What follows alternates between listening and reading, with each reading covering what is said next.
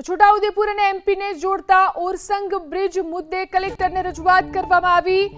આ બ્રિજ પણ જર્જરિત બનતા અહીં પણ વિરોધ નોંધવામાં આવ્યો। ઓરસંગ બ્રિજ ભારે વાહનો માટે બંધ કરવાની માંગ સાથે રજૂઆત કરાઈ। ઓરસંગ નદી પરનો બ્રિજ અત્યંત જર્જરિત હોવાથી પ્રતિબંધની માંગ કરવામાં આવી રહી છે। છોટાઉદેપુર તાલુકા પંચાયતના કારોબારી અધ્યક્ષે કલેક્ટરને રજૂઆત કરી છે। ઓરસંગ બ્રિજ જર્જરિત હોવાની રજૂઆત કરવામાં આવી છે। ખૂબ જ જર્જરિત છે આ બ્રિજ, જેના કારણે તેને પ્રતિબંધિત કરવાની માંગ કરવામાં આવી છે।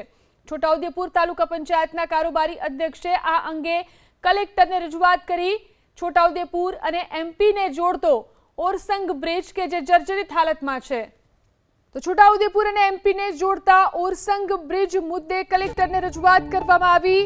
આ બ્રિજ પણ જર્જરિત બનતા અહીં પણ વિરોધ નોંધવામાં આવ્યો। ઓરસંગ બ્રિજ ભારે વાહનો માટે બંધ કરવાની માંગ સાથે રજૂઆત કરાઈ।